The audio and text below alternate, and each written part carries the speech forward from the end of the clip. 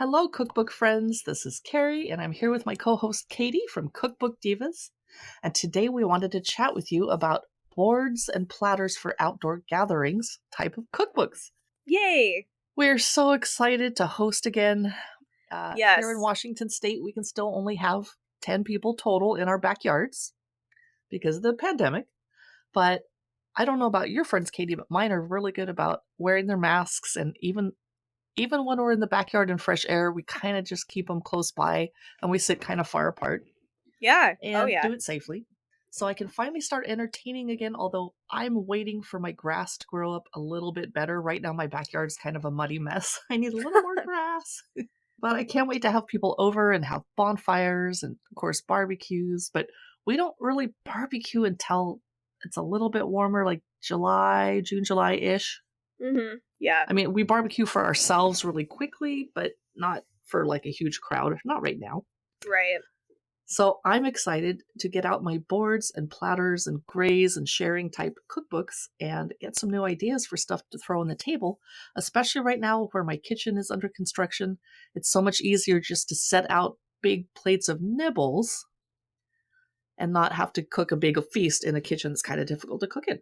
Yeah. Yes, definitely. So you did some research and found some cool books that you want to chat about with our listeners. What's the first one? Yeah, the first cookbook I found is called Small Plates, Over 150 Ideas for Bites and Nibbles. It's by Cider Mill Press, and I believe it actually got pushed back even further. It comes out August 3rd, so it'll be at the very end of summertime, but it's still it's still something to think about too while you're, especially like as we go through the summer, not knowing how far quarantine is going to be lifted or not lifted, so we can at least tell. And here in Seattle, we have really nice summers that extend into October. I mean, I'm usually still entertaining outside like October 15.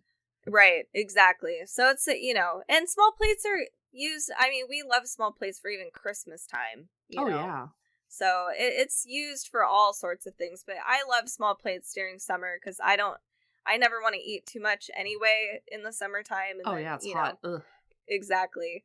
So Cider Mill Press, they do some of the best, I would say, like really simple recipes overall, like when you're just trying to find a cookbook that makes things really easy. They have many kinds of ideas in here that look really, I've not seen Cornish pasties, right?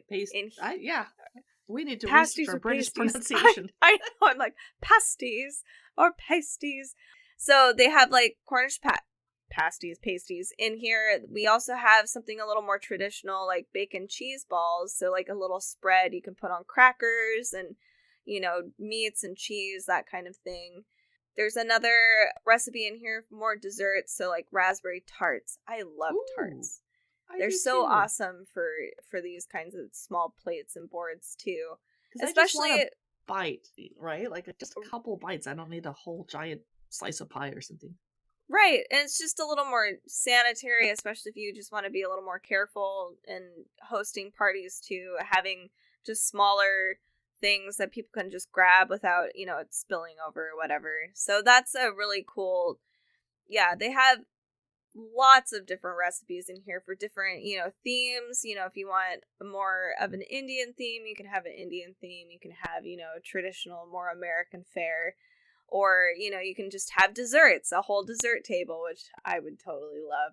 Or, it's kind of whatever you would like. And I really love that with Cider Mill's stuff.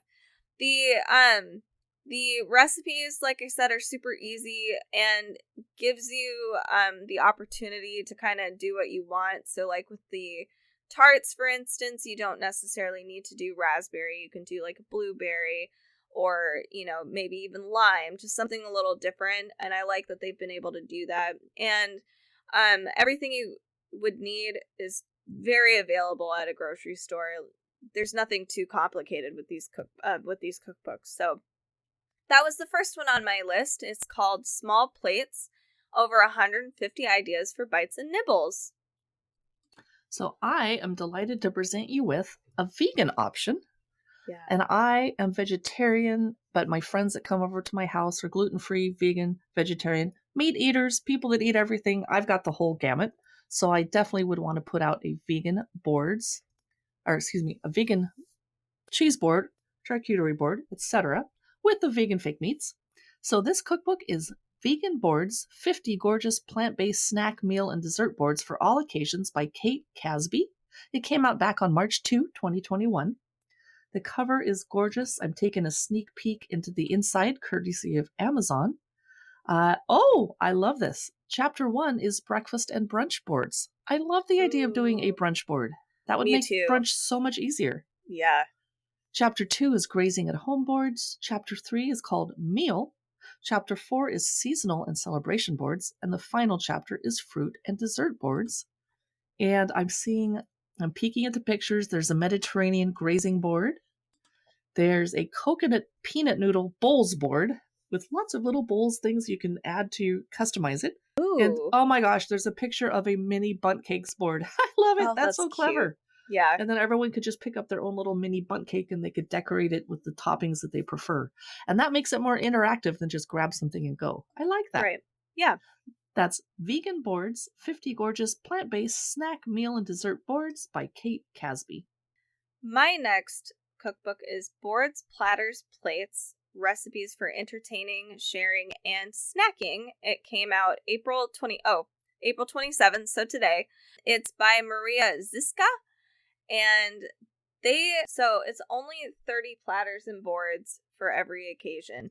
But I really love the themes that they've created in here. So like the table of contents, we have starters. So some examples of some starters that they've given us are like the new fondue or beachside vacation.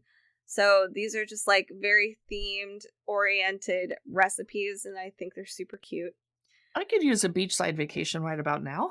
Exactly. I'm like looking outside. It's so nice and sunny. I'm like, oh, it would be so nice to be outside. Anyway, she also has a chapter on vegetable focused. So if you want a more healthy board eating, that I would imagine this would be great for, midday, when the sun is just shining on everybody and everybody just wants, some fruit or, those kinds of things. But they have a chapter in here for, they have a recipe or a board for Lebanese lunch in that section, or when in Rome, a green goddess board.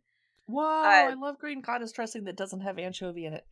Yes. Oh, it's just, all of these sound good.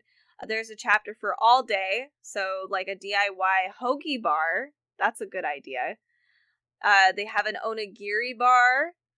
A not really nachos bar. We also have cocktail parties boards, a whole chapter for that. So like Korean barbecue, New Year's Eve. They have one called the 007. So that sounds interesting. I love all those themes. That's really cool that they're setting it up that way. Yeah, and then they have also a sweets chapter. So obviously we've got chocolate deluxe. We have a high tea one as well. So this is a really fun cookbook. I just really love all the little themes that you can have. The pictures are super bright and just beautiful. So I definitely recommend this particular board book, especially if you want to start doing it right away, because this cookbook's coming out really soon. Again, that is Boards, Platters, Plates, Recipes for Entertaining, Sharing, and Snacking. We have 2 books left to chat with you about. The next one is Beautiful Platters and Delicious Boards, over 150 recipes and tips for crafting memorable charcuterie serving boards, and it's another cider mill press book. I can't see the table of contents, but I'm peeking inside and I see, let's see, what's going on? Oh, I can. Spring, summer, fall, and winter. Oh, it's arranged by season. That's very helpful. Yeah. I'm looking at a crostini with ricotta and pea shoots. That sounds nice. I'm not sure where I get a hold of pea shoots around here. Maybe a specialty market. There's a roasted beet spread that looks amazing. The photography is awesome. There's a recipe for pork empanadas, which I would alter and use fake beef crumbles inside personally. There's a recipe for cinnamon twists, and one for how do you pronounce it? A millefeuille. I I don't know. Milfoil stuff is in a pond. Okay, fine. I will look up a French food pronunciation guide. Anyway, it's a pastry cream dessert with raspberries on top. Yum. That sounds Love delicious. it. I really like Cider Mill Press. They come out with really great books for people that entertain a lot, such as myself. And that was their Beautiful Platters and Delicious Boards cookbook. The last book I want to talk about is called Tables and Spreads, a good-to-go guide for beautiful snacks, intimate gatherings, and inviting feasts. So this one has a lot of different details for their tables and spreads. They have like charts in here. So they have things like drink pairings, flavor combination ideas, even styling ideas. So there's just a lot of really interesting things in here. Especially if you are a total geek for tables and spreads. I know I really enjoy it. It's a showstopper. So, when people see a really beautiful spread, they're just like, oh, this is such a cool party and cool everything.